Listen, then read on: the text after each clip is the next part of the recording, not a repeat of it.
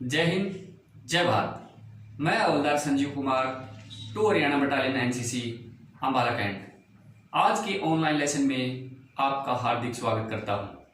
पिछले लेसन में हमने टेक्निकल टर्म्स तथा टोपोग्राफिकल फॉर्म्स की जानकारी हासिल किया। आज का ऑनलाइन लेसन रिलीफ, कंटूर और ग्रेडियंट से होगा। लेसन की आसान सिखलाई के लिए इसे 3 भागों में विभाजित किया गया है। भाग नंबर 1 रिलीफ, भाग नंबर 2 कंटूर तथा भाग नंबर 3 ग्रेडियंट। अभी लेते हैं भाग नंबर 1 रिलीफ। हमारी पृथ्वी गोल और विशाल तो है, इसकी बनावट भी बड़ी विचित्र है। इसका धरातल प्राय सभी स्थानों पर ऊंचा नीचा होता है। इस पर कहीं घाटियां हैं तो कहीं चोटियां, कहीं गड्ढे हैं तो कहीं चट्टानें। मैदानी भाग भी पूर्ण समतल नहीं होता। पृथ्वी की इसी ऊंचाई और निचाई को हम रिलीफ कहते हैं। रिलीफ को समझने के पीछे का हमारा उद्देश्य क्या है? किसी ज़मीनी इलाके को मैप पर जैसे का तैसा बनाकर दिखाना है, ताकि कोई कमांडर ज़मीन को बिना देखे ही केवल उस इलाके के सर्वे मैपों की सहायता से ही सभी महत्वपूर्ण निर्णय ले सके। जब भी हमें सर्वे मैप मिलता है, उसको देखकर हम किसी स्थान की सही रिलीफ का अनुमान लगा सकें। यदि रिलीफ का चित्रण सही है तो मैप की मदद से लड़ाइयों की स्कीमों के लिए सैंड मॉडल बनाए जा सकते हैं। रिलीफ की सही जानकारी और सही चित्रण से ऑब्जर्वेशन पोस्ट तथा हथियारों को लगाने का सही स्थान चुना जा सकता है। ट्रेनिंग स्कीमों, ट्यूटो, एक्सरसाइज और प्रतियोगिता के लिए उपयुक्त स्थानों का चुनाव किया जा सकता है। और अंत में शत्रु क्षेत्र में सफलतापूर्वक एडवांस एवं आक्रमण किया जा सकता है। रिलीफ को दर्शाने की 7 विधियां हैं। एनसीसी के बी तथा सी सर्टिफिकेट में यह सवाल हर बार आता है। ये 7 विधियां कौन कौन सी हैं, आइए इसे जानते हैं। नंबर 1 पर है स्थानांकित ऊंचाई या स्पॉट हाइट। नंबर 2 त्रिभुजाकार ऊंचाई या trigonometrical height. Number 3 benchmark. Number 4 hachures. Number 5 hill shading. Number 6 layer tints तथा नंबर 7 पर कंटूर्स। इनमें से पहली 3 विधियां तो किसी एक ही स्थान की रिलीफ दिखाती हैं और शेष 4 विधियों में किसी इलाके की रिलीफ का वर्णन होता है। आइए इन 7 विधियों को एक एक कर जानते हैं। सबसे पहला था स्थानांकित ऊंचाई या स्पॉट हाइट।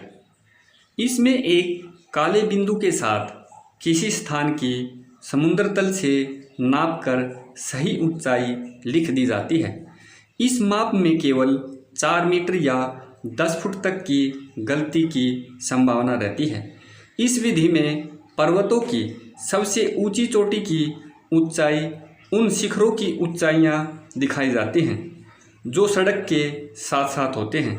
यदि कोई स्पॉट हाइट टेढ़े अंकों में लिखी हो तो इसका अर्थ है कि वह पूर्ण विश्वासजनक नहीं है। अगला है त्रिभुजाकार ऊंचाई या ट्रिग्नोमेट्रिकल हाइट। इस विधि में मैप पर एक त्रिभुज बनाकर उसके अंदर बीच में एक काला बिंदु लगाकर उस स्थान की ऊंचाई समुद्र तल से लिख दी जाती है। इस विधि द्वारा दिखाई गई ऊंचाई स्पॉट हाइट वाली विधि द्वारा दिखाई गई ऊंचाई से अधिक ठीक होती है, क्योंकि इनमें एक ही कंटूर पर काफ़ी दूर दूर के या 3 भिन्न भिन्न कंटूर रेखाओं के 3 स्थानों की ऊंचाइयां निकालकर उनका औसत मध्यमान लिखा जाता है। अतः इसमें 1 मीटर से ज़्यादा गलती का डर नहीं रहता। अगला है बेंचमार्क। कहीं कहीं रेलवे लाइनों, सड़कों और नहरों के किनारे या गांव के आसपास एक छोटी और पक्की दीवार बनाकर उसके बीच में एक पत्थर लगा देते हैं। इस पत्थर पर तीर का निशान लगाकर और BM लिखकर उस स्थान की समुद्र तल से ऊंचाई लिख देते हैं। यह ऊंचाई सर्वे वालों की सहायता के लिए होती है। इस पर लिखी ऊंचाई दीवार पर बने तीर के निशान तक की होती है। इसमें गलती की कोई भी संभावना नहीं होती। नेक्स्ट है हेस्यूर्स विधि। इस विधि में ज़मीन का ऊंचा धरातल लकीरों के मोटे भाग से और नीचा धरातल लकीरों के पतले भाग से दिखा जाता है, या यूँ कहे कि लकीरों के सिरे जिस ओर मोटे होते जाते हैं उधर की ओर ही ज़मीन की ऊंचाई बढ़ती जाती है। छोटी और पतली लकीरों का यह अर्थ होता है कि पानी का बहाव इधर की ओर ही है। खड़ी चट्टानों को दिखाने के लिए ये रेखाएं अधिक मोटी और पास पास खींची जाती हैं। जहाँ से ज़मीन की ऊंचाई शुरू होने लगती है वहाँ पर बारीक रेखाएं खींचकर दिखाई जाती हैं। नेक्स्ट है हिल शेडिंग। इस विधि में रिलीफ को एक ही रंग की रंगीन लकीरों से प्रकट किया जाता है। जैसे जैसे धरती का तल उठता है वैसे वैसे रंग की गहराई भी बढ़ती जाती है। बहुत खड़ी ढलानों को काफ़ी गहरे रंग से दिखाया जाता है।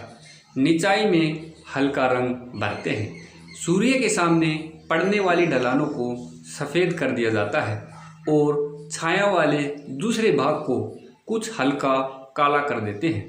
प्रकाश की दिशा पूर्व या उत्तर पश्चिम ही होती है और छाया वाला भाग इसके विपरीत दिशा में होता है। अंत में कंटूर विधि।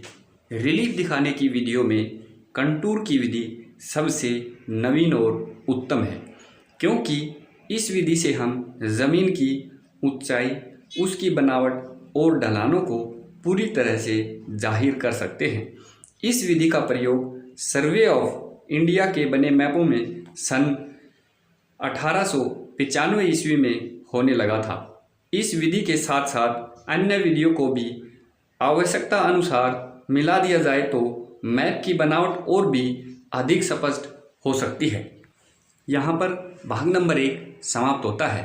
भाग नंबर 2 तथा भाग नंबर 3 अगली वीडियो में बताऊँगा। जय हिंद, जय भारत।